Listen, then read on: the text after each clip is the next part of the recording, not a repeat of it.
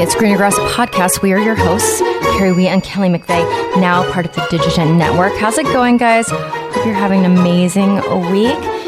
If you would love to become part of the Greener Grass family, please opt into our newsletter. We send out a newsletter once a month talking about us and our guests and what's going on. And yeah, we'd love to have you. All right, guys, let's get started. Here's your weekly roundup. Okay, we should start with the weather report.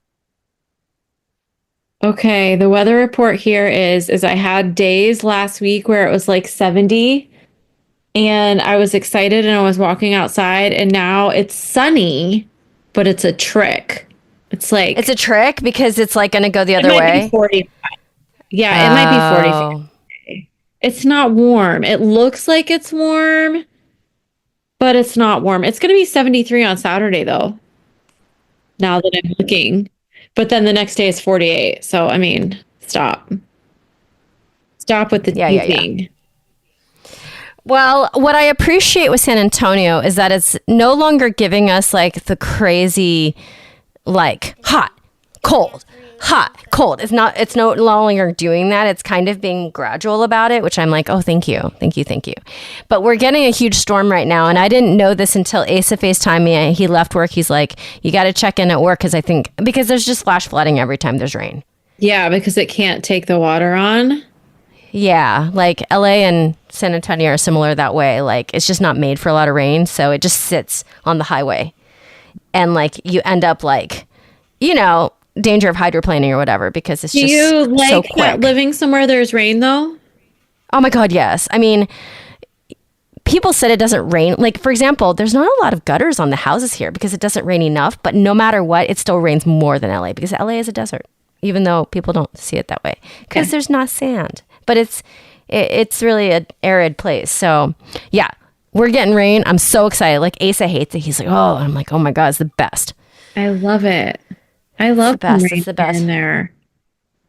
Actually, the stuff that I have going on, I can't really talk about because it's like, when you just have a series of things that are just like, I don't know another way to say it, but crazy people.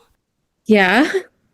Oh yeah. I feel like you always have like a crazy situation going on. You know what I've been really working on though? I think this is probably everybody who works for a corporate job. I just can imagine that like the idea of something living rent free in your brain, to do that as little as possible. Yes. To be irritated by something that you have no control over, that doesn't really affect your actual life. Yeah. And when somebody has a hissy fit and it's all their stuff, it's not my stuff. You know what I'm saying? Yeah. It's theirs. It's not mine. But really working on like not letting it take up space in my brain when there's not a lot of space in the first place. Yeah. Listen, I went to counseling today. Just everybody. Oh, yeah. Do you usually leave a session feeling light or does it feel heavy? Depends on the day, I guess. So I hadn't gone for months and months and months and months and months. And then I went last month and I left feeling light probably after last. Okay. And then this time, like a week ago, I was like, I don't even have anything to talk about. And then the week progressed and I was like, oh my gosh, I have so much to talk about. And so I feel like I left not feeling light. I don't feel bad or light. My last session, one of the things, and it was actually an aha moment for me in life, listeners. She said that I am a fixer in general and that I am constantly like when something goes wrong, I just go into solution mode automatically for myself and in lots of situations. And so sometimes I don't validate people's feelings because I go into the solution of how they could fix it. And that sometimes I need to just say to my daughter, mom, boyfriend, oh my gosh, that must really suck. Or I'm so sorry you're feeling that way. And that I need to just say that and like let that pause happen before I need to come up with like, these are 5 ways that you could like create a solution around that. And so that was something that we talked about last time. Well, this time I said, I feel like there's so many scenarios that I just want to say to people, like, why do you care? Like, when someone sends me a message that's like, I can't believe this person posted this, I want to be like, who cares? Like, what? Why don't follow them, block them?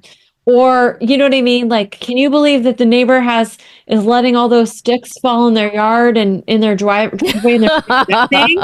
And I'm just like, who cares? Like, who cares? Like, I feel like that in so many instances that I'm like, why are we caring about these things that like, now listen, I'm not saying there's not things we should care about in the world. There obviously are lots of things that we should care about. But you're right. There's so many things that like take up space in our brain and that we let like sit in there and stir and whatever.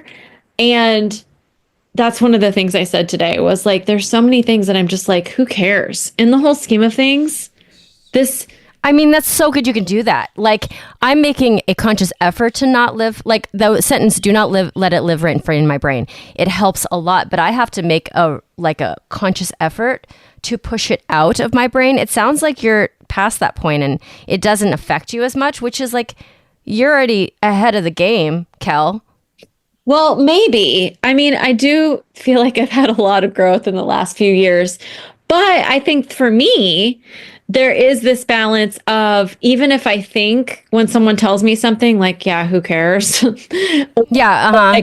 Or like, yeah, okay, but that's life. And like someone probably is going to bump into your car at the grocery store and like, there's nothing you can, I need to validate and care for a minute for that person as a good friend, as a mom, as a whatever. I need to take a moment and care about that person. Maybe I don't care about the thing, but taking a moment to say like, yeah, that probably really sucks that your car got bumped into in the parking lot. That's a bad day. I feel like professionally, it probably helps that you are used to the first way of being. Yeah. I see that in your, like, professionally, I really appreciate that. Like working, like if something comes up where it's like, oh, it's not right, you like go straight into just solving the problem. And maybe that's because me too, I don't want to be emotional about it. I just want us to solve whatever the question is. And so I feel like that's a great skill professionally, but I can see what you're talking about. It's almost traditionally a masculine trait. Yeah. That you have. Yeah, that's probably true. Yeah, because Asa does this all the time to me, and I was like, I just need you to listen and validate my feelings. That's what I think when he's talking to me a lot of the time. Yeah. It's so funny because now that she said it the last session, I come across it all the time. Like I know it. You know what I mean? Like I notice the moment that I'm like, oh, Kelli, this is a moment that you're just supposed to care for 5 minutes. You know what I mean? Or care for or 30 seconds. Yeah. Yeah. And with my mom too, like, you know, there's times that I like want to jump in like, well, mom, maybe you should do A, B, and C. Or with Kenzie, she's planning a wedding. And I'm just like, yeah, like stuff's going to go wrong. That's what happens for weddings. And like, I would just do A, B, and C. And I'm trying to like really be aware and conscious of saying, yeah, I'm sorry you're not feeling well. Or yeah, weddings are probably really stressful. And I'm sorry you're so stressed out. Well, that's why, hard. Yeah, it's hard. That's why therapists are so great to talk to because the good ones mirror you before they tell you to change everything. Yes.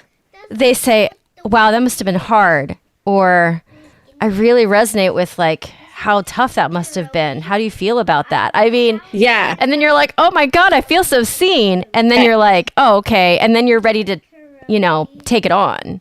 It's so funny because I literally didn't shut up today when I was there. Like I went in and I think I talked the whole hour. Like she barely got to say anything. And then I like recapped myself at the end. I'm like, so with this, I'm doing this, with this, I'm doing this, and with this, I'm doing this. And she's like, okay, I'll see you next month.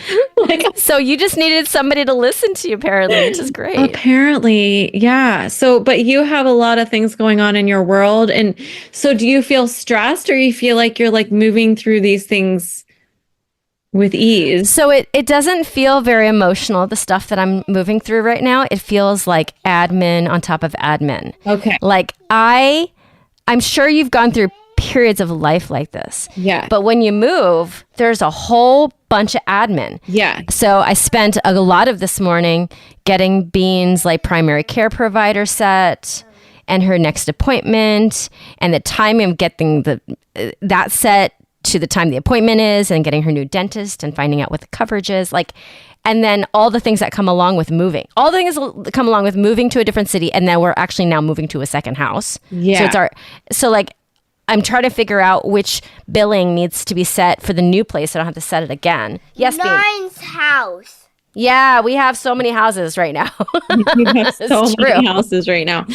So many houses right now. When is the big day?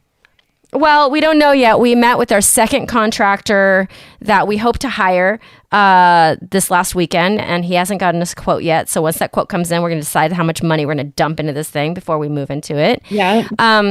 But you know what I'm looking forward to, Kelly? All this stuff is going to happen one time. Yeah. Like this is, you know what I'm saying? Like this isn't like every year I have to deal with this. Like I have to do it now. Yes. Everything that's getting set up new, you do it one freaking time, hopefully. And then I'm already like working like really well. Like I figured out like my mornings and everything. Like this is a good example. I'm not even wasting time getting breakfast or coffee for myself.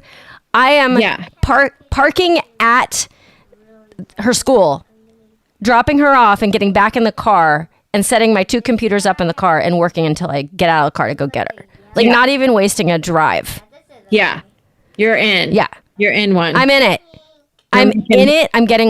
I am taking names, checking off boxes.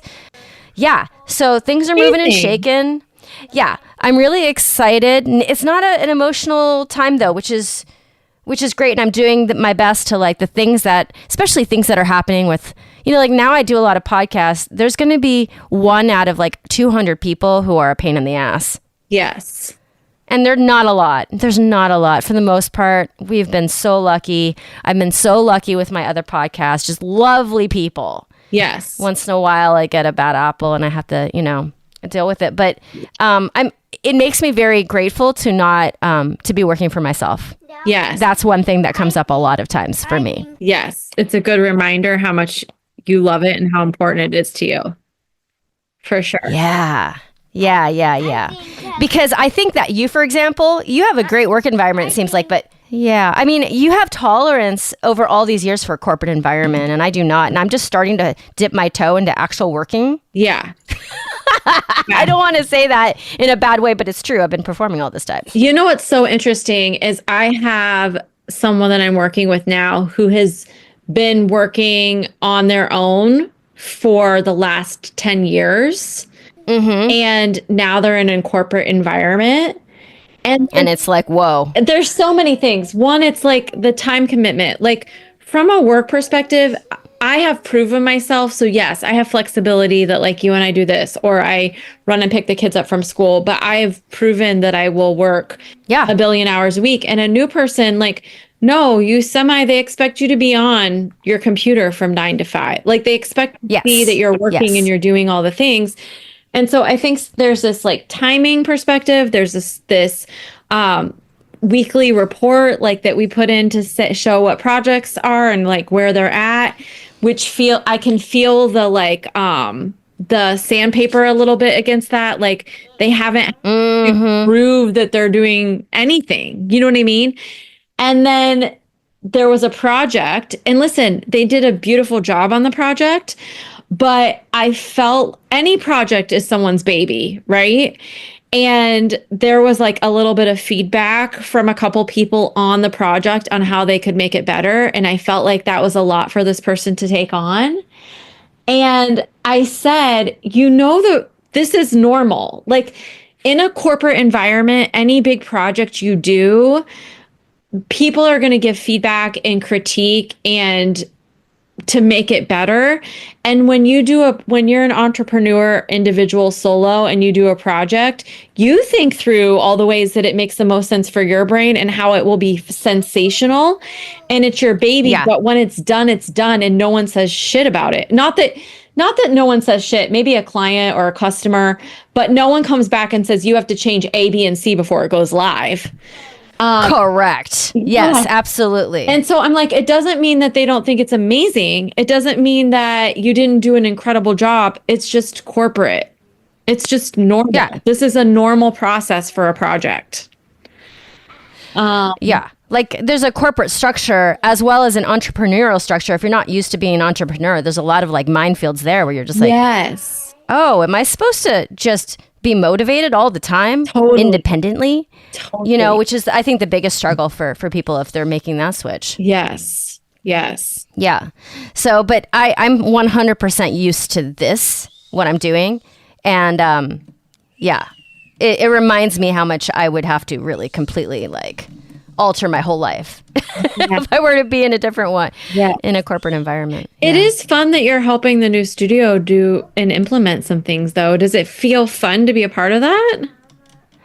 Well, you know what? The way I perceive it is they're kind of a young business. Yeah. And I was not in charge of the business that I was a part of, but I am very closely understanding, like trying to understand as much as I can how it's being run, as much as I can, as much as I'm privy to. Yeah. So I like to be, because I feel like it's a smaller business, kind of like a startup in the way, and you kind of help in ways that maybe in another situation you wouldn't. Yes. Yes. Yes. Yeah, like, okay, it's very obvious that this business could use maybe some of the thoughts that I'm having, and if they want to not use those thoughts, great, but yeah, I'm going to help.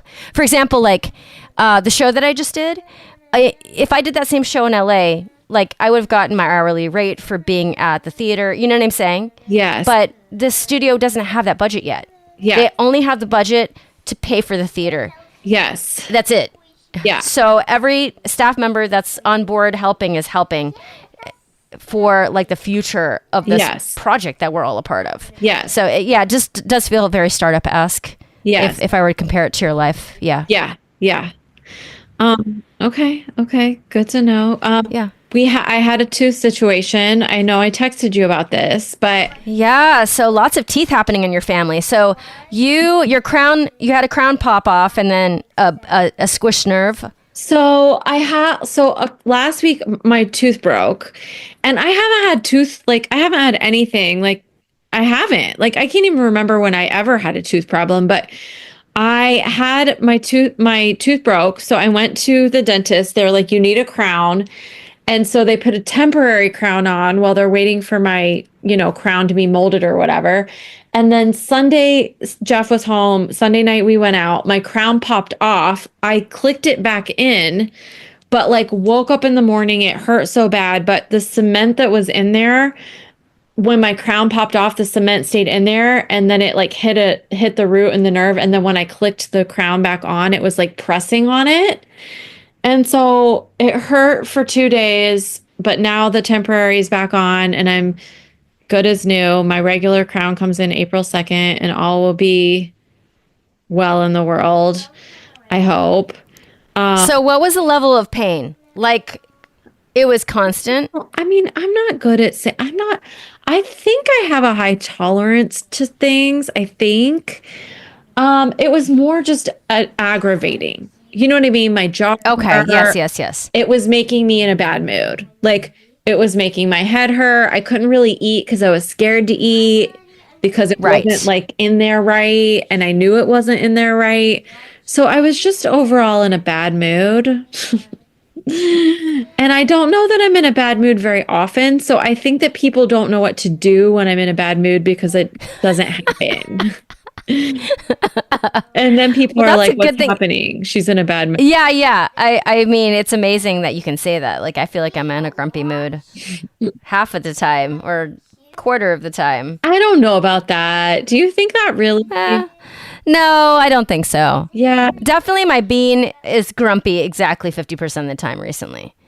Does she? Yeah. What does she think about that? Does she think that's true? She's just like in this place where like something happens it's frustrating, and she manufactures tears so fast. Like I don't know where the water comes from. We've talked about this, but it's very quick. Yeah. So maybe she's going through some emotional stuff, which is, it's like we're here for it. It's like that's the growth. Yes. But the thing is with teeth stuff is that there's a category of things that if they go wrong, you can't function. Yeah. Computer, car, teeth is in that category. Yes. Your teeth are in that category. Your eyes. Yeah. Yeah. Agree. Yeah. So it kind of knocked you out a little bit for a couple days, and then now you're good as new. Now I'm back to full percent. Full percent. Full percent. Oh my God. This is good. This is good. Okay, so you saw your therapist. Is it a lot of, I can imagine, and we're not going to go into it, but I can imagine co-parenting is very hard with somebody that you're divorced with. Okay, so interesting. Let's go into it a little. Okay, so it depends. I mean, I think, so actually, Emerson and Mason are older now, right? So a lot of things I can do, like I can text back and forth with them. Like, hey, we need to make sure that paper is turned in, or hey, find out if I'm picking you up at 2 on Friday or 1. Right. Like I can do a lot of things with them. I also think that I've learned a lot, and I occasionally I think I should do like coaching for women on getting divorced, transitioning. Like I think about this all the time. Maybe, so look, you said yes, like maybe I should really do it. But like there are certain things that I've learned through the years, Splitwise being one of them. So Splitwise is an app, and when you go to the doctor, when you pay for an activity at school, all the things that come in to parenting that are not a part of a divorce agreement, you put it in Splitwise and you make a thing with the other person, and then it just shows, like I'll add the doctor bill, because it would be times that I'm like, hey, listen, I took Emerson to the doctor and it was $25 copay and I got the prescription, and then Mason needed $50 for his field trip. You don't realize how fast all of that shit adds up. It adds up so fast. And so, but in a divorce agreement, yeah, it says split all activities and doctor bills, etc. Well, that's way easier said than done when you have someone who wasn't good at that married. You know what I mean? Yes. So there's an app for that now that just sends them notifications of like the half of the bill that they need to pay for. Yes. Now, I'm not saying that there's not lots of times that I'm like, hey, Splitwise is up to X amount of dollars, or Splitwise is up to X amount of dollars. You need to. And so it also, if they use it, you know, if I pay $50 for something and then he pays for $50 for something, it will just wash it away. You know what I mean? Oh, it will. It's smart like that. That's amazing. And so like it'll whatever. But the majority of the time I'm paying for most things. And so I do still have to give reminders of like, hey, the Splitwise is up to whatever. But there are lots of things. I mean, the other day I got a message that was like, hey, and listen, maybe I'll get a hate text after this, but who cares? I got a text that was like, hey, Emerson's not feeling good. She's not going to school today, but I don't know how to call her off from school sick. And I was like, well, you could Google the address and the phone number of the school and then call the number that's there and say she's sick. like she's not coming to school today. Anyway, they were like, that would be awesome if you could do that for me. Yeah, well, I'm not your assistant, FYI. Like, I am a co-parent and this is your day. And so yeah. Good luck. I mean, I don't even really love doing that that's what you do when you're actually together. Yeah. Listen, here's the thing. All the reasons you get divorced don't go away. Yes. So I think that a lot of reasons people get divorced is financial, or who's taking care of the kids, and it feels division of labor is number one, dude. I feel like totally. So like all of those things, communication, bad communication, none of those things change.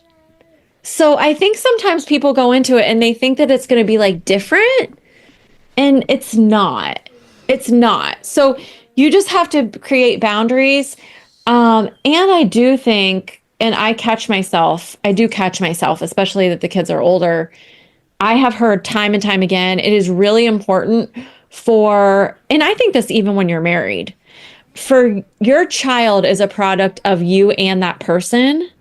So if you're constantly saying that person is a piece of shit or lazy or dumb or not helpful, they internalize that half of them is created from this person that is lazy and a piece of shit and dumb. Yeah. And Yeah, so yeah, yeah. it's always best, and what I have found with all four of my children is they learn all those things themselves. They learn, Right. They're smart. yeah, They're aware. and listen, Yeah. same about me. They learn things about me. They create opinions about me, and they create and learn things about their other parent. I don't have to tell them those things. They learn them on their own. They figure out that if they want to get somewhere on time, they have to do A, B, and C to create the thing that gets them to a certain place. They know if they need X signed and taken care of, that like which parent to, you know what I mean? Like they learn all those things. You don't have to tell them. Kelli, you sound so wise and like you've been there before. You really have. Yeah. Listen, Yeah. I do think that I do think that coaching women through it, because I think there's also this transition of like, well, you've been divorced. When you get divorced, there's this part of you that's like feels bad. You kind of have some guilt and shame because you did this thing that didn't work. You don't know which aspects of that are on you. And then there's this transition of who am I now? Like, there's like an identity thing that it's like, okay, this is who I was. And now I'm shifting and changing. And what aspects do I want to bring along for the ride? And what do I want to do? Because you get this like fresh slate in a way. And so you get to kind of pivot, and you just have this like a little identity stop where you're like figuring out who you are. Or at least that's how it was for me. How did you feel that at all when you got divorced? Your divorce was like, I feel like different probably than mine. Yeah, I mean, it's so different when there's no kids involved, but Yeah. mine was more like such a shock. Yes. You know? Yeah. Because a lot of divorces, you know, you do it over time and you're like separating and you're thinking about it. And whereas mine, like one day we were together and the next day we weren't, which was such a shock to the system, because you're just like, the identity of like, I was a married person. Yeah. I was in a couple, or even just relationships that end abruptly. Yes. You know, after years of being together, and you're like, oh my God, person was so integrated. Like, was the person I talked to every single day, and they go from that to zero. It's just like, Is it weird? It's a shock to the system. Having kids, the person, and like there's pros and cons of all things, right? Like they don't ever go away, right? Like Yeah. You have like the opposite. But like you literally, when you get divorced and you have no kids, it's almost like washed away, that unless you, Oh, it's like it never happened. Honestly, it's so weird, like Kelli. it never happened. Where like, Yes. if you have kids, it did happen. You know what I mean? Yes. And can I tell you that oddly, the relationship that I was actually legally married in is the one I think about the least out of all of my Yeah. Isn't that crazy? ones in the past. I mean, we were together for 5 years, but I had relationships before that were kind of that length. Yes. It's just that we didn't have the marriage and the piece of paper and stuff. But Yes. it's odd. It's almost like, you know, like in the Avengers, the blip, Yeah. the 5-year blip. Yeah. That's what it feels like. Is that so crazy? Yeah. Sometimes I forget, like, I have thought before, you know, people that had like a long relationship with someone, like let's say even in college, and then they break up and they go completely different paths. There is this weird thing that like they dated all through college, they had a relationship, and then really, unless they like Google them or look them up on a random Friday night drinking wine, it just is gone. You know what I mean? And I've never really had that. Probably because we're from a small town. Yeah. And so you cannot escape. Oh my gosh. She just put her knee down on the carpet right on top of my finger. Oh. Bean, ouchie. Be careful, please.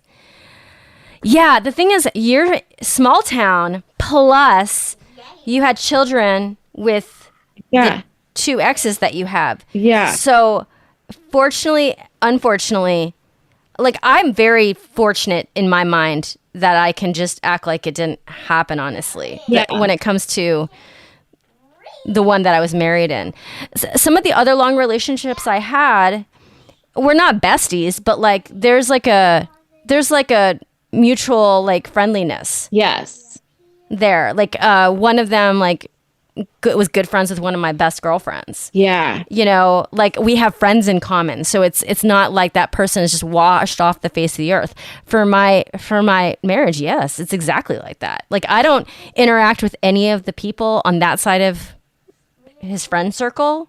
Yeah. The one person that I met through him, I mean, it's kind of funny to say, but she picked me. Like I got her in the divorce. Yeah. Yeah. Like we became very close, and she divorced that side too. Yeah. It's so strange. And even when the last time I talked to his mom, who was actually going through a cancer at that time, yeah, it was sad. I was like, I won't be speaking to you, but I wish you the best. You know, like, whoa, weird. Yeah, you know, another thing, which, listen, who knew this was the topic we were going to talk about? No, we just always go left field sometimes. It's hilarious. I am a doer, a fixer, a enabler. Like I enable situations because instead of empowering people, sometimes I do it for them. And it's from a giving place. Like it's from a giving heart. But there are moments, and listen, I feel like in the last 2 years, I actually think it's partially because I'm in a good relationship and a great relationship. And I'm like, why am I doing this, A, B, and C? Like they are as capable and as much of a parent as I am. And I do things. And what I mean is like scheduling rides to and from things, or sending out exactly what the schedule is for next week, what track days and what band practice. And like, I'm looking all those things up to do all those things to help. But there's also a part that sometimes those things aren't appreciated. And so it's like, why am I doing all this? Like, why am I'm the one that I have to go and look and see what the track schedule is next week and look up the band schedule for next week and reach out to all the babysitters. Like, why am I doing that? Like on their days. And so it comes from a good place, but sometimes I'm like, no, they're capable. And I got to rip off the Band-Aid and say like, hey, here's the calendars and you're on your own. But listen, I mean, that's really hard. I mean, it's hard because like, also you're thinking about your kid. You're like, and listen, moms, and maybe this is not fair to say, but I think moms are better at that. Or we've developed that because all of the generations of the dad not doing it traditionally. Yeah. I mean, traditionally, Kelly, I'm thinking about my parents' generation. Yeah. My dad had one job. Yes. Making money. Yeah. And my mom had every other job. Totally. Every other job. And now people are saying F that. Yes. Also because now the woman is working a full-time job and bringing in half the income, more or less. More and more I'm seeing like the division of labor is the highest reason women are getting out of their marriages. Yes. Because they're, why are they making half the money and then also doing all of the things? Yeah. I've ripped off some Band-Aids lately where I'm like, yeah, you got this. You can do it. And really, it was partially, and listen, Carrie, you can tell me if this is too much and you think we should take it out because I don't normally talk so in depth, but I am good about saying like, hey, Wednesday pickup is this time and this time, and Thursday's pickup is this time and this time because of X activities. And then there was a day that there were no activities, and I got a message like, I am assuming that everyone needs picked up at such and such time. And I'm like, no, there's no activity. So it's just regular time today. And they were mad. And I'm like, okay, so not only am I supposed to tell you when everyone needs picked up at different times, but I also need to tell you when to pick them up at the regular, when school's out time. Yeah. Yeah. I mean, yeah. And I was just kind of like, listen, do you need me to wipe your ass also? Like, is that also a thing? We might take that part. Do you think that are they still listening to this podcast? I don't think so. But if so, that means we have extra fans. So, I mean. Anyways, so I'm happy that you're getting a chance to work this stuff out with a therapist. I will go back to one at some point when I can afford it. I feel like it's like some of the expense of my life right now. It's just like we're just waiting for things to settle into a new house, and it's been a long 5 years. Yeah. Of transition for us. I'm ready. It's already easier. It's already like 50% easier, and I'm just ready for the rest of it. Yeah, your life is going to settle in so much in the next 3 or 4 years. I mean, in 2 years, you're like 3 or 4. But in the next couple of years, when she's like settled into school, you're in this new home, the Delaware thing's been going on for a while. You know what I mean? Yes. You're going to be more situated at the jobs that you have right now. Like, it's going to be different in a good way. Yeah. I mean, this transition of building, it's been a great start. But yes, it's like, I'm very much looking forward to that, Kelly. Yeah. Really, really, really, really. Yeah. I think most adults my age, except for people in my industry, maybe all of us have the same issue. But like whenever you change a career at midlife, yeah, basically, I mean, you're just asking for like an ass kicking. Yeah. For like 10 years. Yes. And a big move, like an ass kicking on that and moving cross country. Like, yeah, it's kind of a big deal. Yeah. I mean, for my other podcast, The Artist Entrepreneur, which I did not realize before I started how much it was going to be so therapeutic for me. Yeah. To have a subject matter that we talk about every week that is based on exactly who we are and how we, navigate it. It's almost like if you were to have a mom's podcast. Yes. Where you talk about how you figure it out, and it just fills me. It fills me up, fills my cup.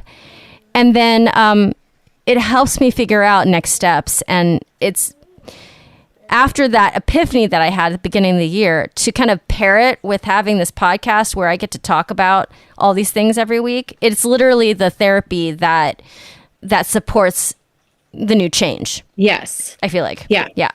Exciting. Good and amazing. It is exciting. And it's raining, and I just washed my car yesterday, but I don't even care because the reason why I washed it was because the inside was such a hot mess. Like I paid for the outside to get washed just to use their vacuum. Yeah, I do that. Yeah. What condition is your car in right now? Is it at the worst of the worst? Somewhere in the middle? So I like to get my car washed and I like to clean it out. Because I live in my car so much, like I live in my car a lot. I feel like the detail, like I've been, not joking, but I've been saying to Emerson, like, you're going to get my car. Like that's my delusional goal, is that I'm going to turn this car over to Emerson. Because. And then what do you want to get after that? I don't have, like, I'm not like a car person where I'm like, oh, what am I getting? I don't care about that. I have a Jeep Compass and I love it. It's more that like I run cars ragged, so it has a ton of miles on it and it will be paid off in the summer, which I'm excited for. Oh, but that's great. He's going to be 16 in a year, so I would delusionally like to get this car, and then just like give it to her as her first car and like get a car. Okay, Kelly, can I tell you something that I am not into cars either, but I will say this. Yeah. I went on a girls' trip many years ago with my friend, and we were driving up to wine country. Okay. It stopped. Got me. You've got me so far. Okay. So we were driving up to wine country, and we had to drive like when it was dark to get there, our schedule, whatever. And so she didn't want to drive the car. So I said I would drive for her. And she has a Range Rover. Yes. I have not driven a car that felt like it was in my soul my whole life. And that's the car. Like, it drove so well. I was like, what is this? Yeah. It's like, and I've driven some nice cars because my parents used to own very high-end cars. Yes. Now, if I were to go to Mercedes or Lexus or one of those other cars and like test drive it today, I might feel differently. But I drove that Range Rover and it was huge. And I'm not one to like have a big car. Yeah. I drive a Honda Civic right now. And I was like, it was like an extension of my body. I was like, damn, this thing is worth whatever you paid for it. I love this. So I'll just put that right there because, obviously it's an SUV too. Maybe that would be up your alley. Listen, I don't know, Kel. I like this. I'll keep you all updated. Carrie, I'll let you know when I start shopping. It will be a little bit of time, but going back to my car, Emerson's like, I am not driving this car unless it has a major detail cleanup. And I'm like, really? I think it's clean. And she's like, no. Like she thinks it needs a deep clean. I mean, she could do the deep clean herself. That's a really good job for a 16-year-old, I think. That's a really good point. But listen, overall, like there's never trash in my car, and like because I just clean it. Like we pull in somewhere and I'm like, get all the you dump all the stuff out. Get all your shit and all your trash, and we're moving it along. Yeah. So now that I'm actually setting up my whole office in my car, which is not good for my lower back, I'm just saying that right now. Yeah.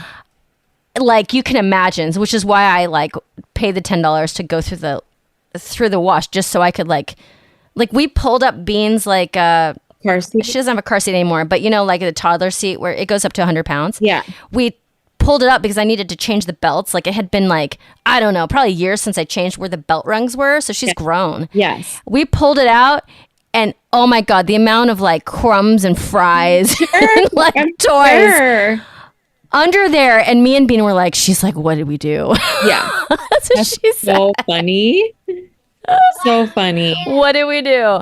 Yeah. So I just did that yesterday. So I'm feeling very clean. It's raining in my car right now, but I don't even care because, It wasn't yesterday. Oh, it was 2 days ago. It was 2 days ago. Oh my God. She's too smart for me.